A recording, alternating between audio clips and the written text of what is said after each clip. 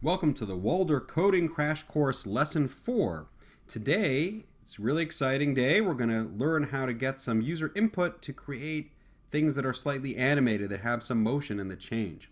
So let's take a look. You could follow along in your handout that comes along with this video, or you can follow along with me coding in the video. Okay, so the first thing I'm going to do, I open up a new sketch here in processing. I'm going to save this as something so that I won't forget to do that later. And let's see, I'm going to make this a lesson for animation. I'm gonna save that. Okay, now the name comes up there. And as always, we're gonna start with void setup. And let's give ourselves a screen size. Let's do 800 by 600. And let's give ourselves a background that is, let's see, on this worksheet we had it start off with a white background. So let's do that to match with the worksheet with a white background. Okay, and then if we run that, of course, we just get our basic window that is 800 pixels wide, 600 pixels tall, and it's white. Great. Nothing too much happening now. But if inside of, now we're going to use our draw loop, which we didn't really use yet when we were just making static images. Pictures didn't change. But now let's use this second function here, which is void draw. And anything that goes inside of void draw, this is something that's already set up by processing. Whatever you put inside of setup happens once at the beginning of your program. That's what's called the setup of your program. And anything that goes inside of draw happens over and over again 60 times a second. Like that's the frame rate, how quickly it's going to reread that code and redraw onto your screen. So anything that you want to move or change, like an animation, like a video game, is going to have to go inside of draw.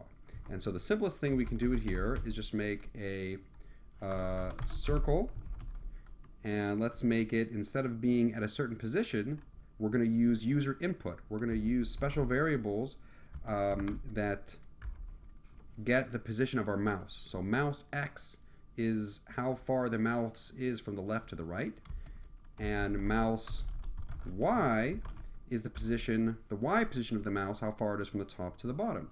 So if we draw a circle at mouse X, mouse Y, that means we're going to be drawing a circle wherever our mouse is. And then we have to give the circle some size, and in the worksheet, the size is 50. So let's go along with that. And that's it. Let's run this code and see how quickly we can make something that will actually change. Here we go. And so now wherever I put my mouse, it's drawing a circle on the screen. And so there's some things I could do to make this more interesting.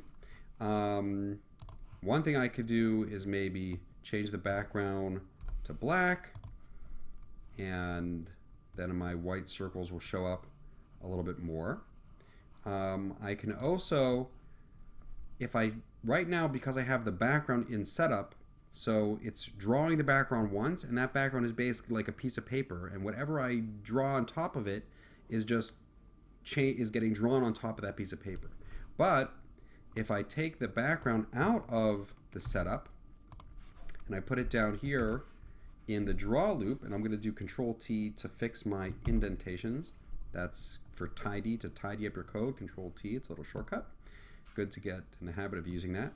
So now every time that this runs, every 60th of a second, it's redrawing the background.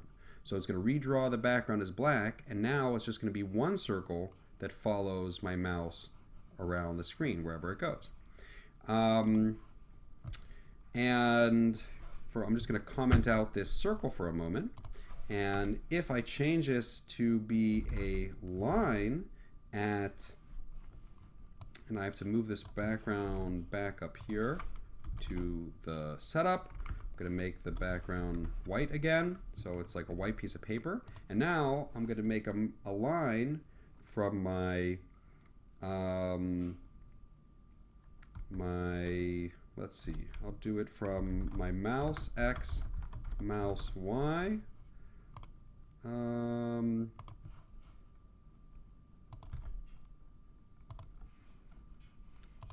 to my P mouse X, P mouse Y. Now P means for previous, so it's going to be drawing a line from wherever my mouse is to wherever my mouse used to be. You could also switch this around like it is on the sheet and have P mouse Y first.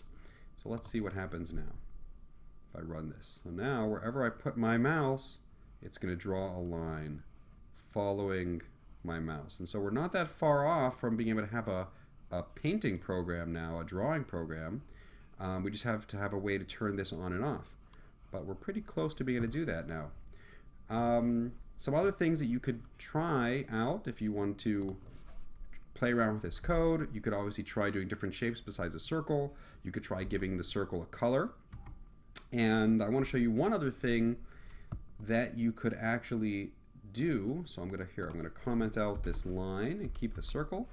And I'm going to, here for the fill, instead of having it be just a set color, let me show you another thing that you can play around with, is that you can make it random. So you can make it a random color, and it will be between 0 and the number that you put inside of here. So if I put 255, it's going to be a random color between 0 and 255. So that means it's going to be some random gray scale. And if I run this, so you see it's drawing these random colored circles wherever I go on the screen. And if you want a little bit of a challenge, you could try doing it so that it will do a random color using RGB, red, green, blue colors, so you can get full color, not just black and white. So those are some challenges for you. So duplicate this program, send us some screenshots, customize it, give yourself your own background color, maybe even make it a random background color, give yourself try it with some different shapes, change your line color. Remember, the way you do that is with the stroke command, and then the color that you want goes in here, and that will change the color of your stroke. For example, you can make like I did up here, you could try doing a random color. If you do this 3 times, you could do not just black and white, but random colors. So make something and either send us a screenshot or a video, or post your code to openprocessing.org and send us a link to that.